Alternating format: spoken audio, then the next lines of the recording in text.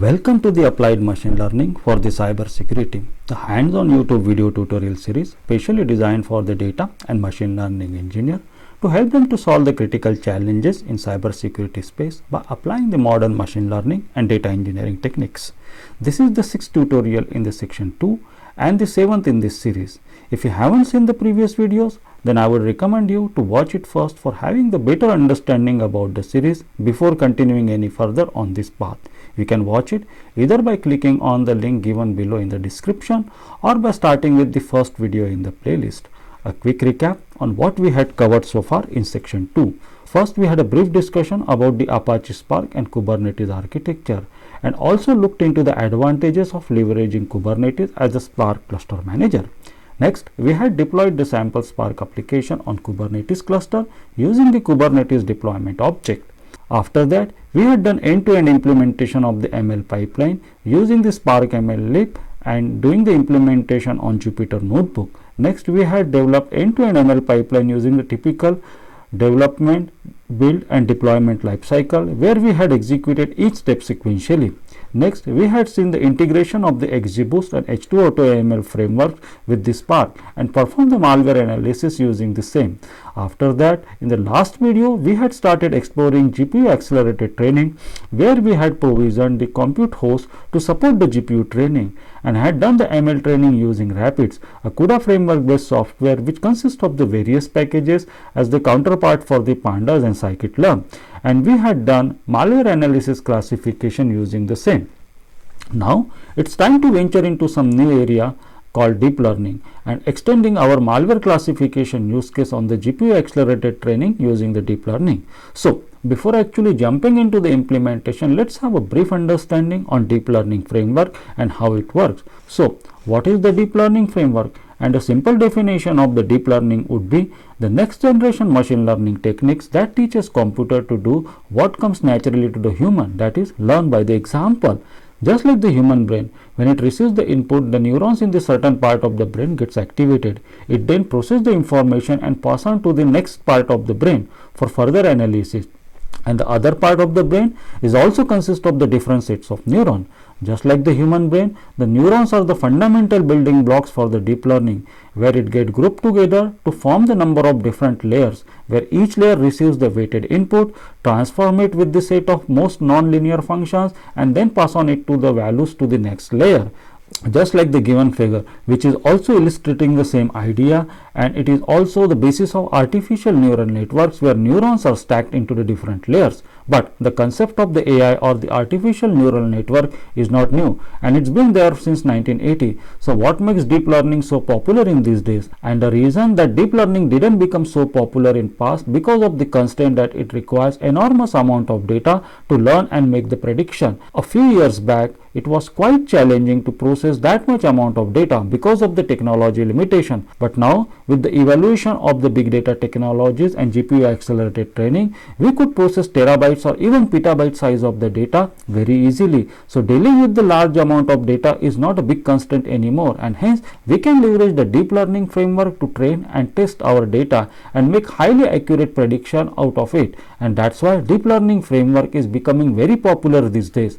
But just like any other technologies, deep learning concept has also been materialized by the several different vendors and companies, resulting into that many number of deep learning framework choices, but all of them have the same goal of producing highly accurate prediction. And some of the examples of the deep learning frameworks are TensorFlow by the Google, PyTorch by the Facebook, CNTK by Microsoft, and there are many more in the line.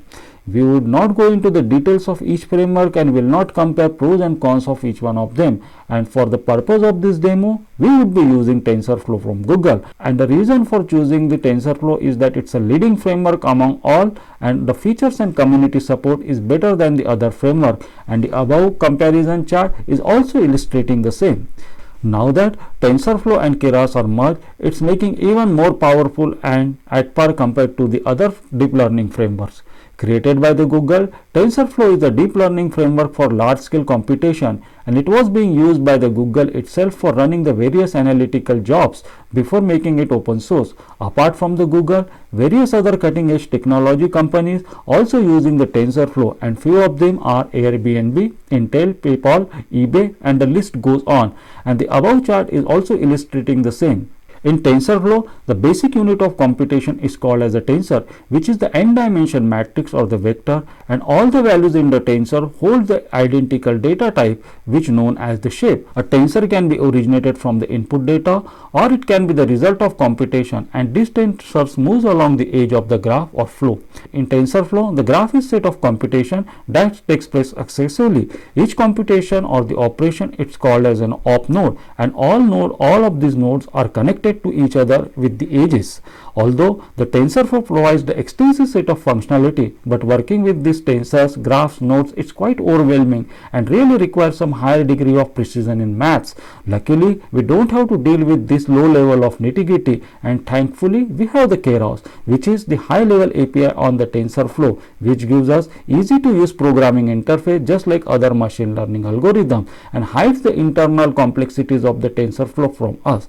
In the beginning, the Keras was started as the separate project to operate on the TensorFlow and Thanos, another deep learning framework, but now it's fully integrated with the TensorFlow and become the integral part of the TensorFlow 2.0 and above. Keras leverages various optimization techniques to make the high-level neural network API easier and more performant. It supports the following feature: consistent, simple and extensible API, minimal structure, easy to achieve the result without any frills. It supports multiple platforms and backend. It is user-friendly framework which runs on both GPU and CPU, and very high computation. And the last one is very high computation scalability. For the purpose of this tutorial, we would be using Keras and will not go into the low-level TensorFlow details. But before implementing the sample use case, let's get clarity on some of the basic Keras concept. And at high level, Keras API can be divided into three categories, namely model, layers and modules. In Keras, every ANN is separated by the Keras models. In turn, every Keras model is composed of the Keras layers and represent ANN layer like input layer, hidden layer, output layer, convolution layer, polling layer, etc. Keras models and layers access Keras modules for activation functions, loss functions, regularization functions, etc. Using the Keras model, Keras layers and Keras modules, any ANN algorithm can be represented in the simple and efficient manner. Let us see the overview of the Keras models, Keras layers and Keras modules in more detail. First, model. In Keras, there are two types of model, namely sequential, which is a linear composition of the Keras layers, and a functional, which is used to create the complex models. Next, layers. The Keras models consist of the several different layers, and those are input layers, hidden layers and output layers. Keras provide lot of pre-built layers so that any complex neural network can be easily created out of box, and some of them are core layers, convolution layers, polling layers and reluctant layer and recurrent layers. Next is the core modules, which are the built-in neural network related functions to properly create the Keras models and Keras layers, and some of these modules are activation module, loss module, optimizer module and regularizers. Going through each one of these items and comparing the same is beyond the scope of this tutorial, and here we will see the practical implementation of our malware analysis use case using one of the combination of the model, layer and activation module. So to begin with, let's build our Docker image for TensorFlow, and as you can see here, we are inheriting from the base TensorFlow Docker image provided by the Google and adding few more Python libraries to it, which will come handy along the way to develop our malware analysis use case. Once built, let's start the Jupyter Notebook server and upload the Jupyter Notebook and dataset associated with this chapter. Let's open the notebook and execute each cell.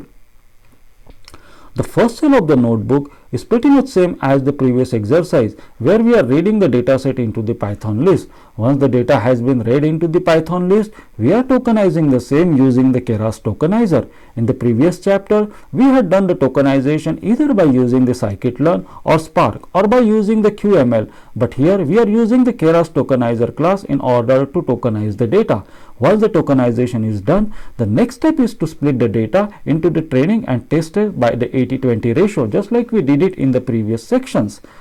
Now that our training and test set is ready, it's time to run the actual deep learning processing on it using the Keras. And as a first step in the deep learning using the Keras is to decide the model. And as previously stated, there are two types of models in Keras, that is sequential and functional, out of which sequential is most commonly used model where we execute the operation in sequence of the layers, and once the input of the model is specified, we cannot change the same in future. Sequential is most commonly used models, but there are some special kind of scenario like multiple input at the different stages or multiple outputs where sequential model cannot be used, and we have to use the functional model in order to solve those problems. In order to solve our malware analysis case, we don't have to deal with that kind of complexities, and we will stick with the sequential model. Next step is to add the input, middle and activation layer, and with each activation layer we have to mention the number of neurons we needed in each layer.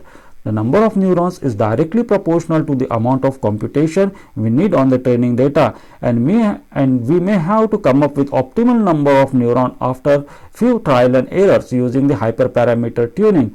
And finally, we have to compile the model using the appropriate optimizer, and there are many choices for the optimizer is available, but most commonly one is the ADAM, as ADAM combines the best properties of the ADA grid and RSM-PROPS algorithm to provide an optimization algorithm that can handle and sparse gradient on noisy problems. We also have to mention the performance matrix we would like to use to calculate the accuracy of the model. Once the Keras model has been compiled, we have to use the same to fit the training data and to run the prediction on test data and calculate the accuracy. Now let's run the modeling process and calculate the accuracy of our model.